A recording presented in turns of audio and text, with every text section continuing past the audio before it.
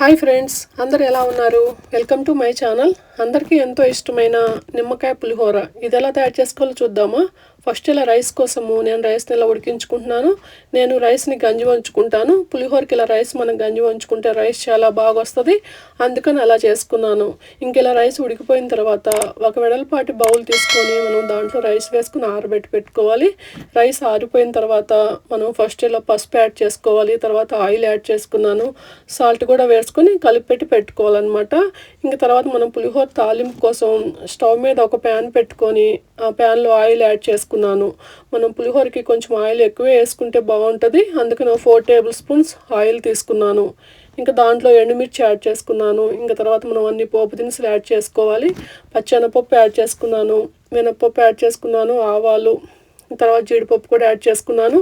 మనకి పులిహోరకి జీడిపప్పు చాలా బాగుంటాయి, అందుకని అలా యాడ్ చేసుకున్నాను. ఇంకా తర్వాత ఇలా వేగిపోతున్నాయి కదా.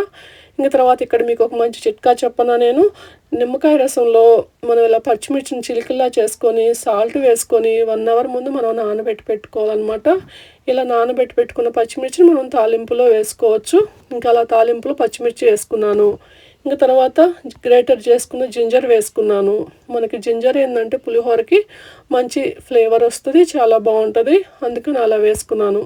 ఇంక ఇలా వేగిపోయిన తర్వాత మనం ఇట్లా వేగిపోతూ ఉంటాయి అన్నమాట. ఇంక మనం ఈలోపు ఇంకా నిమ్మరసాన్ని రైస్లో కలుపుకోవాలి.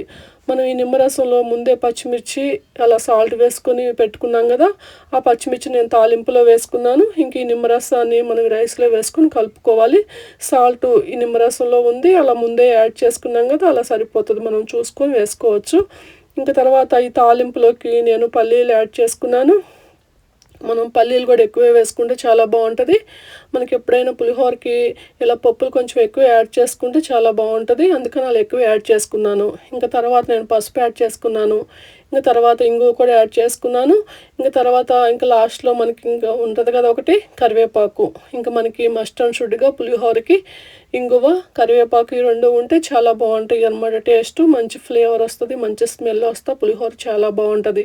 ఇంకా అందుకని ఇవన్నీ కూడా వేసుకున్న తర్వాత ఇంకా తాలింపును మొత్తం మనం తీసుకెళ్ళి రైస్లో వేసుకోవాలి. ఈ రైస్కి అంతా బాగా కలిసేంత వరకు బాగా కలుపుకోవాలి. ఆయిల్ మనకు ఆ పోపు దినుసులు అంతా బాగా కలిసే వరకు బాగా కలుపుకుంటేనే పులిహోర చాలా బాగుంటుంది. ఇంకా పులిహోర ఇలా రెడీ అయిపోతుంది. నేను ఎలా చేసుకుంటున్నానో మీకు చూపించాను పులిహోర. ఇంకా మీకు ఇక్కడ ఒక చిట్కా కూడా చెప్పాం కదా, నిమ్మరసంలో పచ్చిమిర్చి చీలికలు సాల్ట్ వేసుకొని ముందే నానబెట్టి పెట్టుకుంటే మనం పులిహోర తినేటప్పుడు మనం ఇంకా అలా పచ్చిమిర్చి అలా నోటికి తగిలినప్పుడు పుల్లగా ఉప్పుగా చాలా బాగుంటుంది. ఇంకా అందుకని అలా వేసుకున్నానండి. ఇంక ఇది మనకి కిడ్స్ లంచ్ బాక్సుల్లో కూడా చాలా బాగుంటుంది, మనం ఇలా విడిగా తినడానికి కూడా చాలా బాగుంటుంది కదా. నచ్చిందా మీకు నా వీడియో కనుక మీకు నచ్చినట్టయితే ఒక లైక్ చేసి సబ్స్క్రైబ్ చేసుకోండి. Thanks for watching.